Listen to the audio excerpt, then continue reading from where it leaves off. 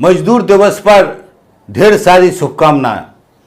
साथियों, आज हम उन क्रांतिकारियों को याद करते हैं जिन क्रांतिकारियों ने अपनी जान को कुर्बान करके, बहुत सारी यातनाओं को झेल करके मजदूर और मेहनतकश वर्ग के लिए जो कानून बने, जो सुविधाएं मिली, सुख सुविधाएं मिली, उसके लिए अपनी कुर्बानी दी। ऐसे सभी क्रांतिकारियों को हम आज नमन करते हैं, उनको रेड सैल्यूट पेश करते हैं। साथियों, आज के दिन में हम 1886 की जो घटना है, शिकागो की घटना है जो अमेरिका में है, उसको याद करते हैं। वो समय था जब बहुत ही भयंकर यातनाएं मजदूरों को दी जाती थी। काम के कोई घंटे नहीं थे, वेतन एक ना के बराबर था, गंदी बस्तियां थीं, बहुत बुरी परिस्थिति में अमानवीय तरीके से पूरी दुनिया में मजदूर वर्ग जीवित रहता था। साथियों, उस समय पूरी दुनिया में 8 घंटे काम, 8 घंटे सोने के लिए, 8 घंटे परिवार और समाज के लिए ये मांग उठी और दुनिया के मजदूरों ने कहा कि हम भी इंसान हैं, इंसान के रूप में हमारा जीवन होना चाहिए, हमको भी सुख सुविधा मिलना चाहिए, इतना वेतन मिलना चाहिए ताकि हम और हमारा परिवार अच्छी तरीके से जीवन जी सके। तो 8 घंटे का जो आंदोलन था, इस आंदोलन में शिकागो की शहर में जो आम सभा हुई और उस घटना के अंदर पूंजीपति वर्ग ने, जो पूंजीपति थे, उन्होंने प्रशासन से मिलकर के गोलियां चलवाई और बहुत सारे साथी शहीद हो गए। उसके बाद से साथियों, ये आंदोलन और तेज हुआ, पूरी दुनिया में तीव्र हुआ और आखिरकार मालिकों को, सरकारों को 8 घंटे काम, 8 घंटे आराम, 8 घंटे परिवार और समाज के लिए इस मांग को स्वीकारना पड़ा और उस समय से दुनिया में 8 घंटे काम करने का कानून बना। उसी के साथ में साथियों, न्यूनतम वेतन, स्थायी नौकरी, सामूहिक सौदेबाजी का अधिकार, जिसको हम एग्रीमेंट कहते हैं, इस तरीके के अधिकारों को मजदूरों ने हासिल किया। विकास क्रम में हम देखते हैं साथियों, हमारे देश के अंदर भी बहुत ही अमानवीय परिस्थिति थी मजदूरों की और 1885 के आसपास से औद्योगिकरण शुरू होता है हमारे देश में। तब से मजदूरों की बहुत दयनीय स्थिति थी। उस समय खास तौर से जूट उद्योग था, स्पिनिंग सेक्टर था, रेलवे का काम शुरू हुआ था। तो हमारे देश में भी बहुत ही अमानवीय तरीके से मजदूरों को जो परिस्थिति थी बहुत बुरी थी। साथियों, हमारे देश के अंदर भी मजदूरों ने संघर्ष किया, संघर्ष करके अपने अधिकारों को हासिल किया। ये भी बताना चाहता हूं साथियों कि ट्रेड यूनियन एक्ट 1926 में बना। हमारे देश के अंदर मजदूरों ने संघर्ष करके अंग्रेजों के समय में ही सारे श्रम कानूनों को, सारे अधिकारों को हासिल किया। इस बात को अच्छी तरीके से ध्यान रखना है। जब से हमारा देश आज़ाद हुआ, आज़ादी होने के बाद हमारे देश के अंदर पूंजीवादी सरकार बनी और इस सरकार ने मजदूरों को मिलने वाले अधिकारों के कोई भी कानून नहीं बनाए।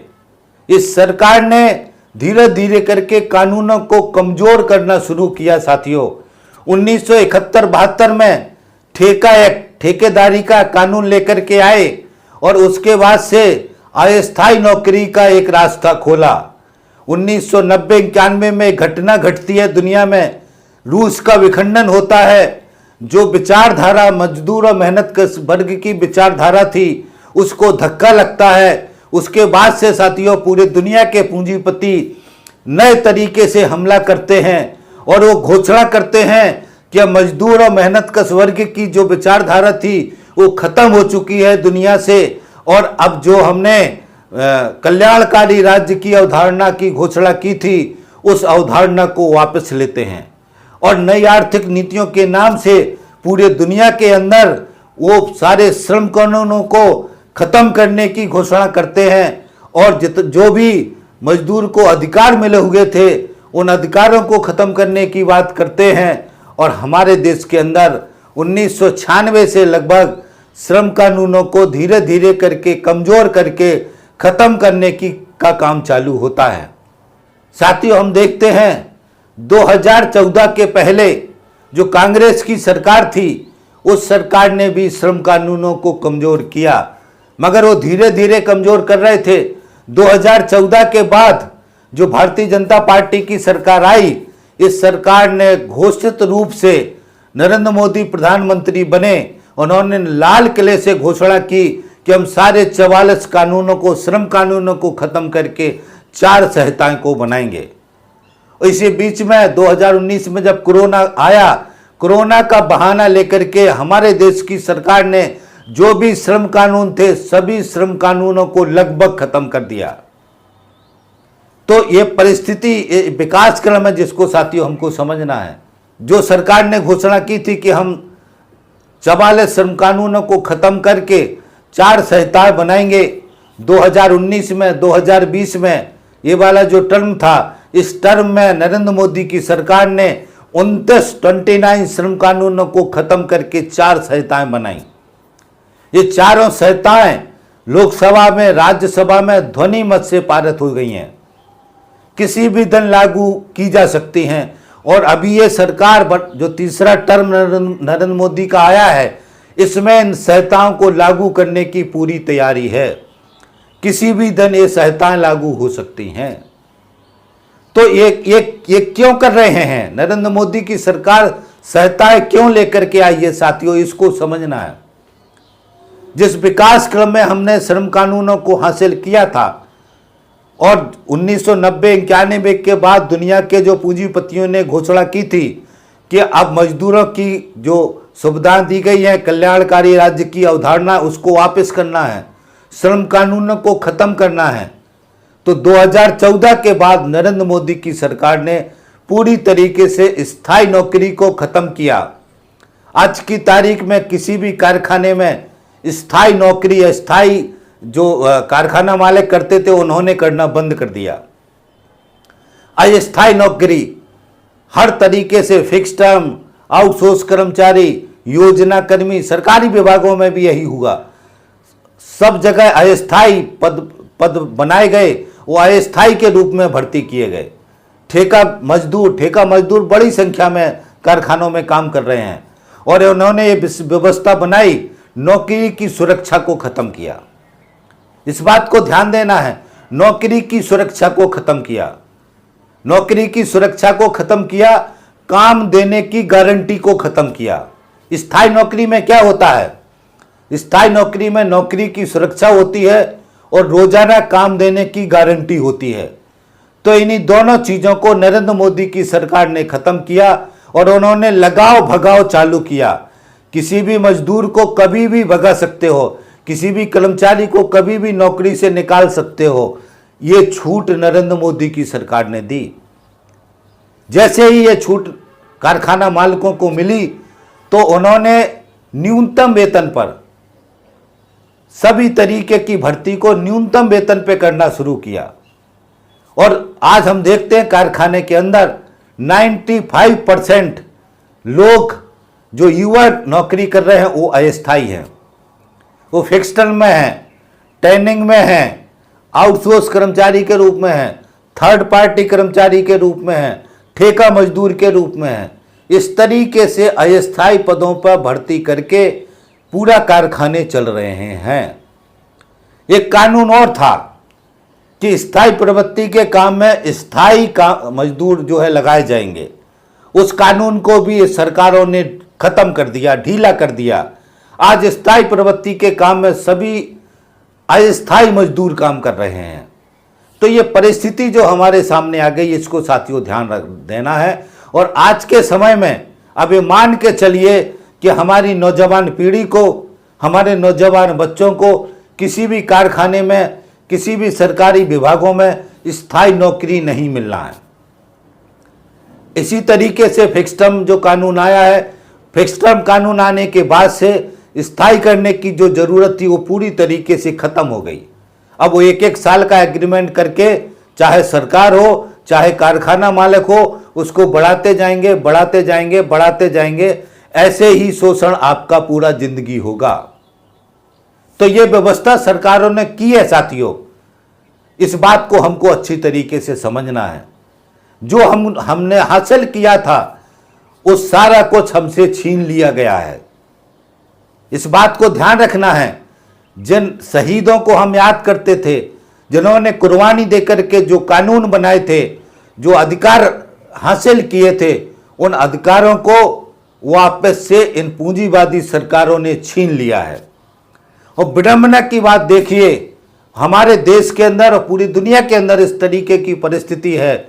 इन पूंजीवादी सरकारों ने जो मजदूरों को असल मुद्दों से भटकाती हैं, जैसे हमारे देश के अंदर जाति धर्म के सवाल, जाति धर्म के नाम पे आपस में लड़ाना, अभी हिंदू मुसलमान चल रहा था, अब उसमें औरंगजेब आ गया, अब राणा सांगा आ गया। इस तरीके से जो अतीत का इतिहास है उसको खुरेद करके और हिंदू मुसलमान का नस्ली चेतना से एक अलग तरीके का विचार को पैदा करके आम जनता को, युवा को उसके जिंदगी के असल सवालों से भटका दे रहे हैं। हमारे लोग इसी में मजे कर रहे हैं। हिंदू मुसलमान की लड़ाई में बहुत मजा आ रहा है देश की जनता को और देश के नौजवानों को। अभी जो है राणा सांगा हो रहा, अंगड़ी जाति के खिलाफ जो पिछड़ी जातियां हैं, दलित जातियां हैं, उनको लड़ाने का षड्यंत्र चल रहा है। अभी हम देख रहे हैं कि दलितों पर बहुत ज़्यादा हमले हो रहे हैं अलग अलग जगह में। तो ये सारी जो विकृति है, इस विकृति से आम जनता का दिमाग से, युवा के दिमाग से असल जो मुद्दे हैं, जीवन के रोजी रोटी रोजगार के जो मुद्दे हैं, उनसे भटका दिया है। और इस सरकार ने मीडिया को पूरा कंट्रोल किया है। मीडिया पूंजीपतियों का है, इसलिए ये जो मजदूर की दुर्दशा की खबरें मीडिया पे नहीं आती हैं, नहीं बताई जाती हैं। जो श्रम कानून पारित किए जा रहे हैं उनके बारे में भी मजदूर विरोधी हैं बोल के मीडिया में, अखबारों में नहीं बताया जा रहा है, ताकि आम जनता, मजदूर और मेहनतकश वर्ग जागरूक ना हो जाए। इस तरीके से हम दिमाग को शून्य कर दिया है, हमारे दिमाग को शून्य कर दिया है। इस तरीके से हम अतीत के गौरव में लीन हो गए हैं और अतीत की जो खुशियां अपने दिमाग में पैदा करके जो वर्तमान के असल मुद्दे हैं उसको भूल गए हैं। ये बहुत ही बुरा समय है साथियों।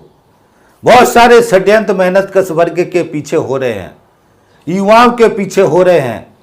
हमारी पूरी सरकार ने पूरे मेहनतकश वर्ग को न्यूनतम मजदूरी पर लाके खड़ा कर दिया। न्यूनतम मजदूरी पर आज सारे कारखानों में काम के घंटे 8 घंटे की जगह 10 घंटे 12 घंटे हो गए हैं और मजबूर होकर के 2-2 शिफ्टों में काम करता है, 16-16 घंटे काम करता है ताकि उसको कुछ ज़्यादा पैसे मिल जाए। तो जो 8 घंटे का अधिकार लड़के हमारे पूर्वजों ने जो हासिल किया था, वो 8 घंटे का काम का अधिकार भी वापस इन सरकारों ने छीन लिया है। अभी जो सहायताएं आ रही हैं उसके अंदर भी काम के घंटे निश्चित नहीं है। 10 से 12 घंटे काम कराने का प्रावधान है। 6 घंटे के बाद आपको रेस्ट होगा, लंच करने को मिलेगा। इस तरीके से साथियों पूरी तरीके से वापस गुलामी में धकेलने का कोशिश हो गया है। एक चीज और ध्यान रखना है साथियों, इन सहायताओं में क्या किया नरेंद्र मोदी साहब ने। इस सहायताओं के अंदर उन्होंने जो मजदूर वर्ग की सुरक्षा के श्रम कानून थे, श्रम कानून और सहायताओं में क्या फर्क है ये भी थोड़ा सा समझना है। श्रम कानून मजदूर की सुरक्षा के लिए श्रम कानून थे। यदि कारखाना मालिक श्रम कानूनों का पालन नहीं करता है तो उसको सजा मिलेगी, कोर्ट से सजा होगी। इस तरीके का जो प्रावधान था, इस नरेंद्र मोदी की सरकार ने इन सारे प्रावधानों को, जो मालिक के ऊपर सजा के प्रावधान थे सहायताओं के अंदर, उन सारे प्रावधानों को हटा दिया है। और क्या किया है, अब मजदूरों को, यदि मजदूर हड़ताल करता है, मजदूर मांग करता है, तो उसके नेताओं को जेल में डाल देंगे, उनके नेताओं के ऊपर यातनाएं देंगे। इस तरीके के कानून नरेंद्र मोदी की सरकार ने बना दिए हैं। श्रम कानून मजदूर की सुरक्षा के कानून थे, जो संहिताएं हैं वो मजदूर पर दमन करने के लिए बनाई गई हैं और पूंजीपति वर्ग को की सुरक्षा के लिए बनाई गई हैं। अब समझ लीजिए, पूरा 90 डिग्री घुमा दिया है श्रम कानूनों को खत्म करके जो संहिताएं बनाई गई हैं। हर चीज पे पूंजीपति का कब्जा, सब कुछ निजीकरण होगा। कोई आपको जो सामाजिक सुरक्षा योजना जो भी हैं वो सारा उसका लेखा जोखा सारा निजी पूंजीपति करेंगे। तो पूरी तरीके से हर जगह निजी पूंजीपति, और निजी पूंजीपति को सब तरीके की छूटें, मजदूर का शोषण, दमन, अत्याचार करने के सारे अधिकार नरेंद्र मोदी की सरकार ने संहिताओं के माध्यम से पूंजीपति को दिए हैं।